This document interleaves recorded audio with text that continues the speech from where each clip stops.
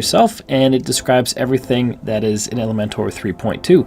We're going to start off looking at the form submissions improvement.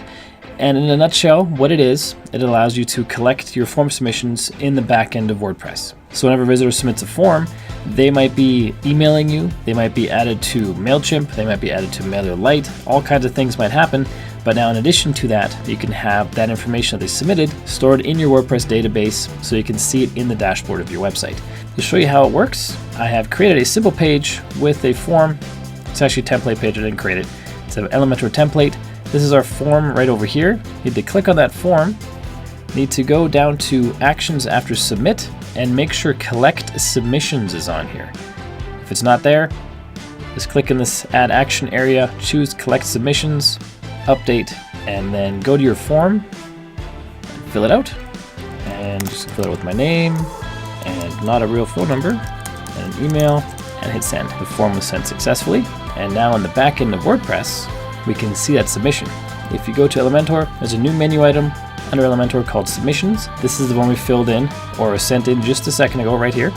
You can click on View to view all the information we have about that. There's an actions log, which basically logs whether actions happened or didn't happen. In this case, the actions are whatever's listed in here. So we had the action of email as well as collect submissions. And the email went through successfully, and so we have a green check mark. And if we had any of the other actions that we can choose here set up, that would be added in here in the action log, and there'd be a green check mark if it worked, or a yellow exclamation if it didn't. Then you can debug any problems you're having. And this is all the data associated with this contact record, with this submission, just name, phone, email, because those are the fields that were on the form. We have another submission here called bim@bimbim.com, and this form had one more field, which was last name. So however many fields your form has, that's how much data is going to be entered in here, and there were no additional actions except for logging the submission. So you could have forms on your site, and all they do is collect submissions that show up in the back end of your WordPress site.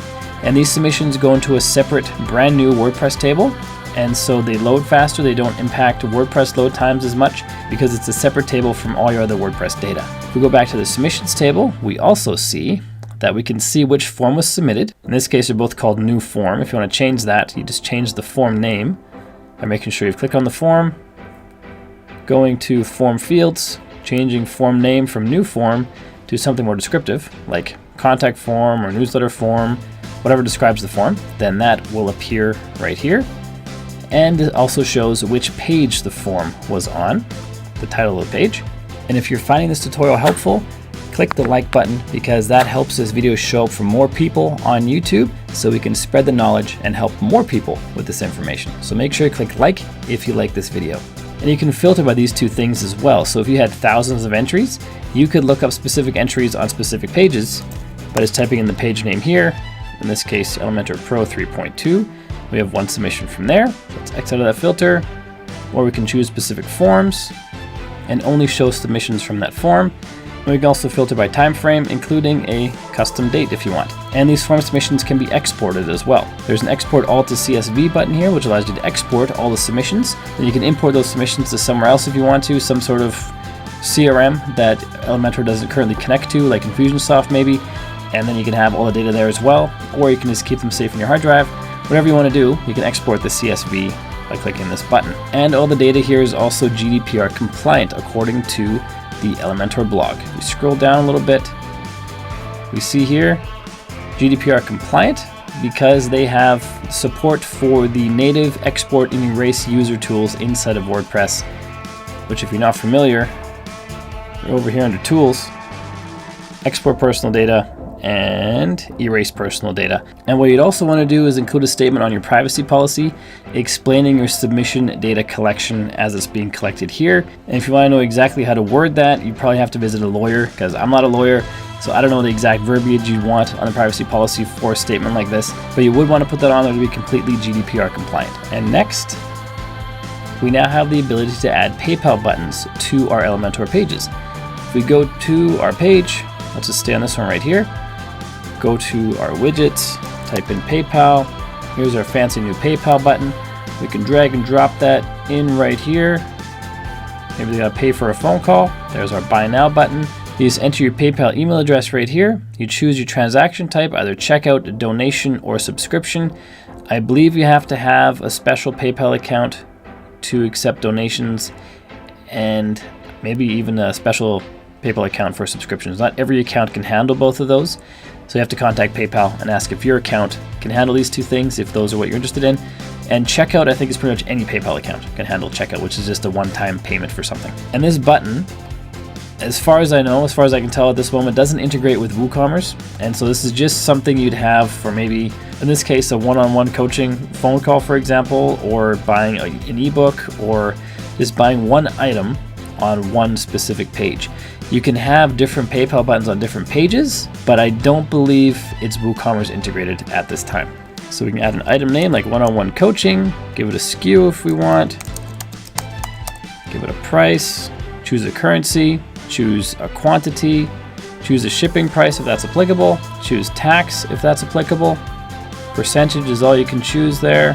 And the button itself, we can change the text, we can change the icon, we can change the icon position before or after, and the icon spacing, pretty traditional Elementor type settings. Redirect after success, you definitely want to have a thank you page where the payment went through, because people who are paying money want to make sure that it actually worked. So a thank you page would be very important. The sandbox option is test mode for PayPal. So when you're setting this up in PayPal, if you have a developer's account with PayPal, you get a special email address that you can use for test purchases. You put that in here, then you can test your purchase flow and make sure it all works properly. And you can open PayPal in a new tab when someone clicks on there, and you can have custom messages for errors and PayPal not connected. And of course we have styling options and advanced options. And as far as PayPal buttons go, that's about all there is to PayPal buttons. Even when you create them in the back end of PayPal, that's about all there is. So the options here are pretty thorough. Might be some more for subscription, billing cycle, currency, auto renewal. Might be something else for donation, but probably not. Just a fixed amount or any amount. And as I mentioned, whenever I set these PayPal buttons in my PayPal account, these are pretty much all the options you have in there.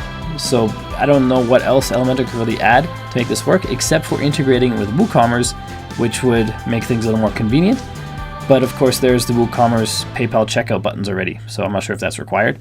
But anyway, the new PayPal widget is a welcome addition if you want to have checkout buttons on specific pages that aren't tied to WooCommerce. Or if you don't want a full WooCommerce site, you can still have checkout buttons integrated really easily using this new widget. The last big update in version 3.2 for Elementor Pro is the sticky intersection, which is pretty cool. It solves a lot of problems that you guys have had with designing and adds some new features that I think can make your sites a whole lot cooler.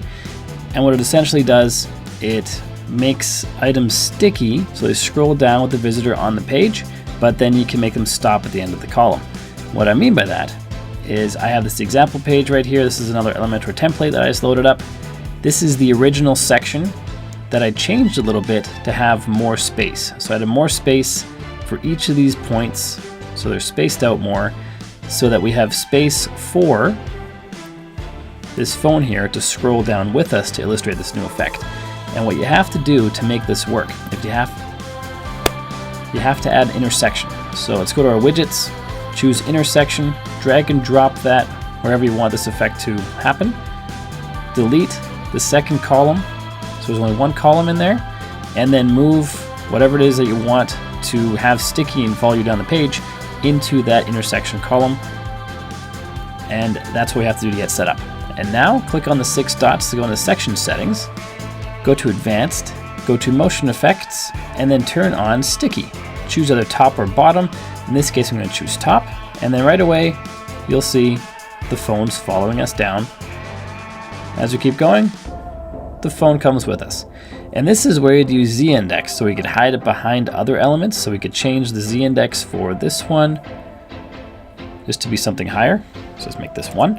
And then change the z-index for this section to be 0, so it's less than the one below it. Now if we scroll down, this guy, the phone goes behind that section. Then we have to change the z-index for all the sections to be higher than that initial one, the 0, and that would be fine. That's a pretty cool effect as well. But now with this new sticky effect, what we can do is have the phone stop at the bottom of the column. Go to motion effects again. Under sticky, we chose top. Down here, we choose Stay in Column. And now when we get to the bottom of the column, which is right here in this case, the phone just stays there. So it scrolls with us the entire way, and it stays in the column. So that's pretty cool. If you don't want it stuck right to the top, you can add an offset. Just gonna make this 100. And now when we scroll down, once it's 100 pixels from the top of the page, that's when it'll start scrolling, and it'll stop again at the bottom of that column. We can also add in other motion effects. So if we wanted to add in scrolling effects, like a vertical scroll, for example, we can have kind of double parallax. So it's scrolling down the page with us, but it's also scrolling up a little bit as we go. It's got a double parallax effect.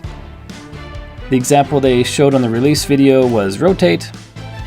So as you scroll, you can have the object rotate, which is pretty cool. Let's turn off the vertical scroll. So depending on what it is that you're making, these motion effects can be pretty awesome. You could have, when you scroll down here, you could have something pop up from behind this section and rotate across, or any number of things. Really, your imagination is your limit in this case. But that sticky effect will definitely solve a lot of problems, and it might help you to rely less on the z-index. The only thing I'd be concerned about is mobile and tablet. So make sure you design there first, or if you don't, make sure you test it thoroughly to make sure this function is working as it should, or just turn it off for the mobile devices.